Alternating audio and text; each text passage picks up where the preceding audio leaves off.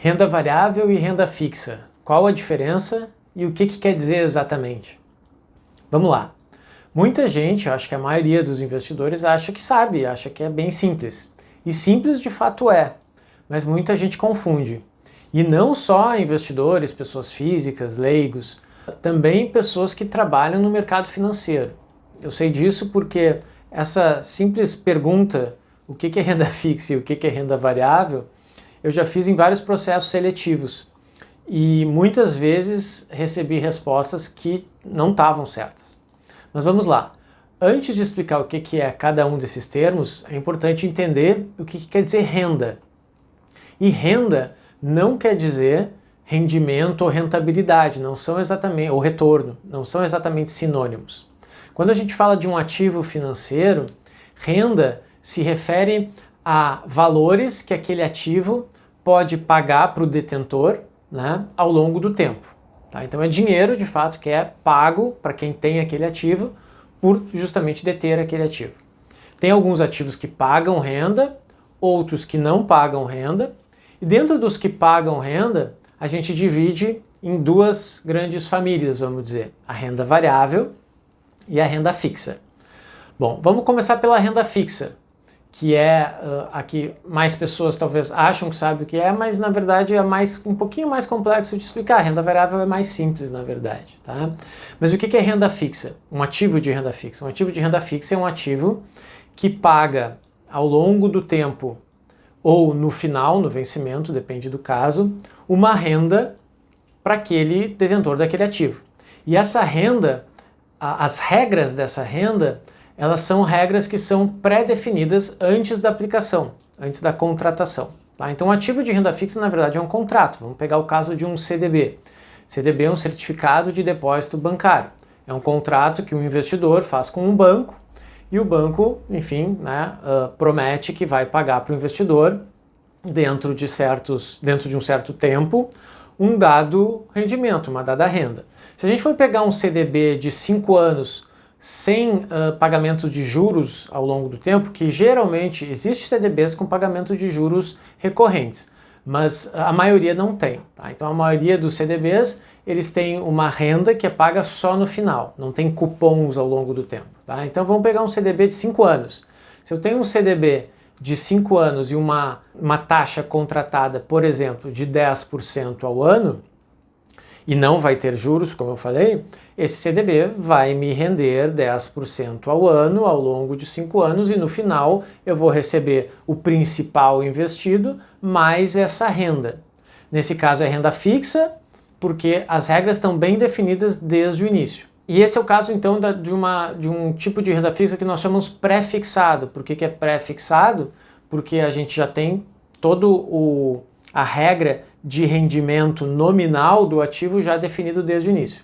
Mas às vezes a gente tem, e isso é muito frequente no Brasil, títulos de renda fixa, né, ativos de renda fixa, que são pós-fixados. O que significa isso? Significa que eu tenho regras definidas de partida a respeito da renda, e por isso é renda fixa, mas essa renda ela vai ser pós-fixada relativa a algum indexador que está sendo definido no início, na contratação. Por isso, pós-fixado, não se fixou de partida qual é o valor em percentual dessa renda. Né? Algo muito comum aqui no Brasil é fazer a pós-fixação ao CDI. Então o CDI é uma taxa de juros, sobre a qual num outro vídeo eu vou falar, e a gente pode ter, por exemplo, um CDB que paga 115% do CDI.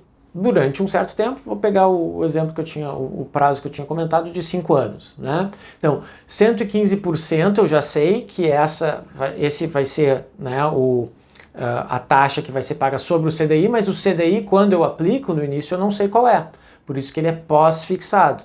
Ao longo do tempo, a gente vai saber qual é a taxa, né, DI ou a taxa do CDI ao longo do tempo, e lá no final, então, vai ser calculado 115% sobre a taxa acumulada nesse prazo e vai ser paga a renda para o investidor. Né? Outro exemplo de título de renda fixa pós-fixado são os títulos atrelados à inflação, atrelados ao IPCA. Né? Veja que nesse caso, uma parte da renda ela é pré-fixada, por exemplo, IPCA mais 5% ao ano. Esse 5% ele já é pré-fixado, né? Mas uma parte é pós-fixada, porque o IPCA, que é a inflação, quando eu contrato eu não sei qual vai ser a inflação ao longo do tempo, quando eu aplico, né? Então só vai saber a inflação ao longo do tempo e daí, mais lá na frente, vai ter como calcular qual foi a renda. Então é bem simples, na verdade. Renda fixa é quando a gente tem alguma regra já pré-definida, mesmo que não total a respeito das rendas, né? Mas com relação a prazo sempre se sabe. Então, se é um título de renda fixa que vai pagar semestralmente, ele vai pagar semestralmente. Se é anualmente, é anualmente. Se é só no final, é só no final. Isso já se sabe. Mas às vezes a gente não tem total conhecimento sobre qual vai ser o percentual pago, porque pode estar ligado a algum indexador. E a renda variável, qual é a diferença? Bom, um ativo de renda variável é um ativo que vai pagar renda ao longo do tempo, ou pode pagar renda ao longo do tempo, mas não tem nada contratado. Não tem prazo, não tem datas específicas e não tem nem valor, nem pré-fixado, nem pós-fixado. Então, um exemplo, né, são as ações. As ações são títulos, né, de participação societária que alguém tem sobre uma empresa, e essas ações elas podem pagar dividendos. Quando essas ações pagam dividendos, ou juros sobre capital próprio, que é uma outra forma de se pagar também proventos para um acionista, mas não vou entrar no mérito da diferença entre as duas coisas, mas quando se paga dividendos, isso é uma renda que aquele ativo está gerando para o detentor daquela ação, né? Só que essa renda ela é variável. Por quê? Porque não se tem contratado nada. Então, eu posso ter até uma expectativa de que uma empresa vai distribuir dividendos, né, com uma certa regularidade, num certo valor, vamos dizer assim, uma certa faixa percentual, mas isso é só uma expectativa, não tem nada garantido. Como não tem nada garantido, essa renda é variável. E várias ações, inclusive várias empresas, nem pagam, não têm o costume de pagar dividendos para os seus acionistas. Bom, existem alguns ativos que não pagam sabidamente nenhum tipo de renda, nenhuma renda variável, nenhuma renda fixa, né? Por exemplo, moedas. Se eu comprar dólar, compro dólar agora e vendo daqui 6 meses, não interessa se eu vendi o dólar por um preço mais caro ou mais barato do que eu comprei. Ao longo desse tempo e lá no final, na venda, não teve pagamento nenhum de renda. Então, dólar ou outras moedas são ativos que não geram renda. Eles podem gerar um ganho de capital ou uma perda de capital a depender da diferença do preço que eu comprei e que eu vendi. Isso é outra coisa, mas renda eles não vão gerar. Então, a gente nem tem como querer dizer que dólar ou outras moedas, né, o investimento em moedas, ele é um investimento de renda variável ou renda fixa. Não é nenhum dos dois, porque não tem renda, né? Ouro é um outro exemplo. Posso comprar ouro por um preço, vender por outro e ganhar ou perder dinheiro. Mas não tem como a gente falar que ouro é renda fixa ou renda variável, porque o ouro não gera renda, tá? Outro ponto interessante também, renda fixa não necessariamente significa um investimento conservador, de baixo risco, né? A gente tem títulos de renda fixa que são pré-fixados ou parcialmente pré-fixados com um longo prazo de duração, cujo preço no mercado ao longo do tempo varia muito, né? Eu convido você, por exemplo, a pesquisar a variação do preço de uma NTN-B 2050 ou 2055. NTN-B é um título do governo federal que ele emite e que é atrelado à inflação, mas que tem uma parte pré-fixada, né? Então ele é parcialmente pré-fixado, parcialmente pós-fixado, né?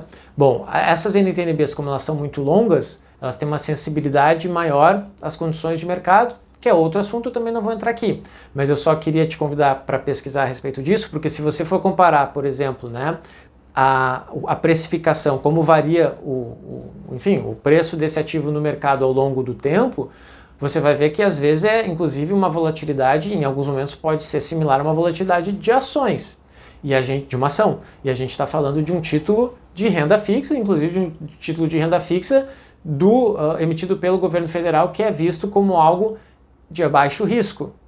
É de baixo risco em um sentido, no sentido de que realmente é baixo risco que dê calote, né?